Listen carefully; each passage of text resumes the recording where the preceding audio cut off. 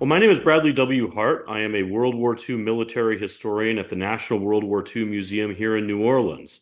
By background, I've had a number of jobs in my career. I started out actually as a professor at California State University, Fresno, go Dogs, which was also my alma mater. I did my PhD at the University of Cambridge. Prior to that, a master's degree at the University of St. Andrews.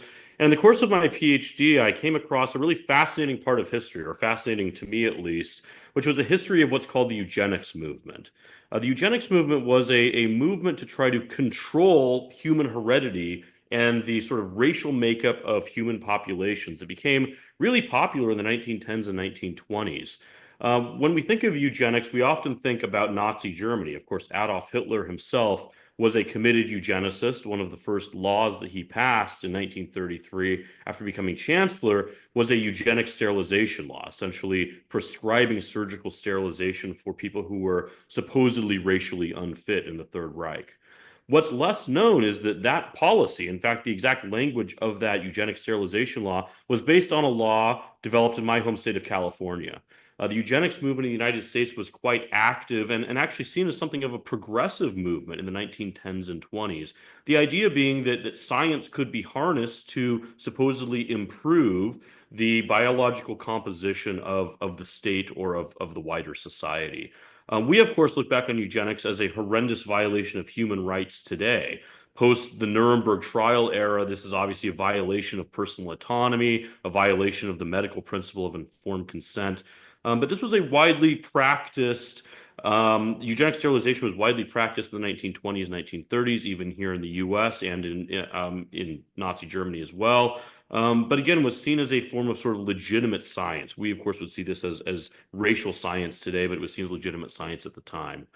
That sort of exploration, that became the topic of my PhD thesis, was exploring the connections between international eugenics movements of the 1920s and their impact on the Third Reich. I then expanded that study into looking at the history of sort of extremist movements more generally in the 1930s.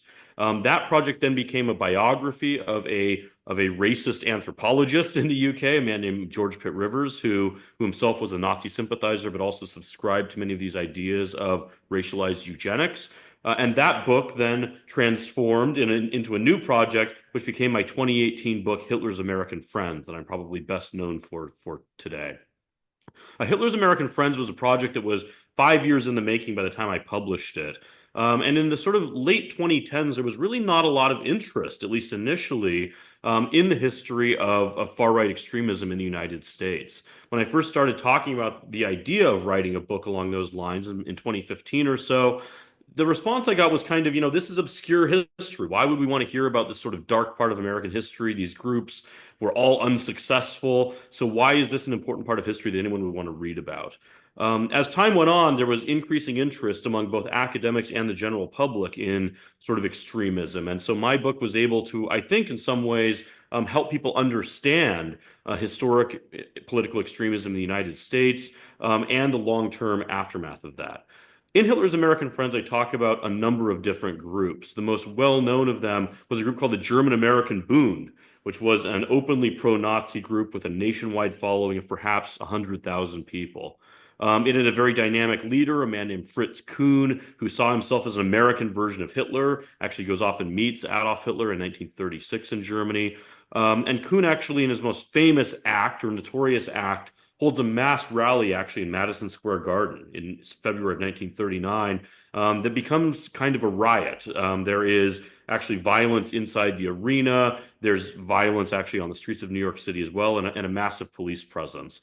In the aftermath of that, Fritz Kuhn is actually investigated and indicted by the Manhattan District Attorney for financial crimes related to his management of the German American Bund's finances. So a very similar outcome for Fritz Kuhn as to what happens to Al Capone. They can never put Al Capone in jail for any of the murders, but they eventually put him in jail for the taxes, for the finances. And so there's an interesting analog there where the government actually investigates the financial aspects of these groups rather than their actual activities. But Hitler's American Friends is more broad than just an openly pro-Nazi group like the Bund. I talk about an extremist group called the Silvershirt Legion that very much resembles a modern day militia movement that we see even in the 21st century today. I talk about a figure named Father Charles Coughlin, perhaps the most notorious anti-Semitic radio personality of the 1930s, with an audience of perhaps as many as 30 or 40 million people a week, absolutely huge in a country of about 150 million at the time. And I talk, perhaps most controversially in that book, about an organization called the America First Committee, which was a non-interventionist committee trying to pressure the Roosevelt administration to keep us out of the unfolding war in Europe. I make the case that not everyone in the America First Committee was anti-Semitic or could even be classed as one of Hitler's American friends, but certainly there was an aspect of this as well, that the America First Committee's rhetoric isn't a million miles away from the rhetoric that we see among really extremist groups of this period. And of course, the most famous spokesperson of that organization, the aviator Charles Lindbergh, gives a fairly openly anti-Semitic speech in Des Moines, Iowa in September of 1941 that leads many to believe that he himself holds anti-Semitic views. And so the America First Committee shuts down after Pearl Harbor, as do most of the organizations that I talk about in the book. But we see a legacy to these organizations in the post-war world as well. There is actually a continuity of some of the individuals who were involved in the America First Committee specifically and the early John Birch Society in the 1950s. And so Hitler's American Friends, I think, was in many ways a groundbreaking book. I think in some ways it was ahead of its time. It's been really gratifying to see the scholarly attention that has been turned to this period of time in these organizations over the past decade or so. And as I look forward to the next scholarship in my own career, I'm looking to expand that story a bit further, to look into wider German and actually Japanese influence efforts in the United States as well, but also look at the sort of social and cultural impact of the Second World War itself. One project I'm thinking about at the moment and actively working on is the idea of looking at the impact of the end of the war on American society. We often think that World War II sort of putters out at the end, that the violence falls off and then the war sort of comes to an end because all the combatant nations are exhausted.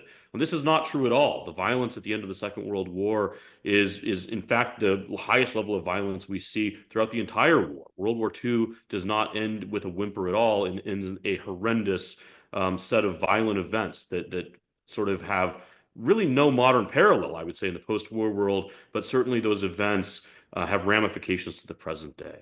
So looking forward, I've been very lucky to have a scholarly career that's allowed me to explore a number of interesting topics, produce some books that I think have had, or I hope have had, certainly an impact on the way that we understand American history, and I look forward to continuing that work in the years ahead.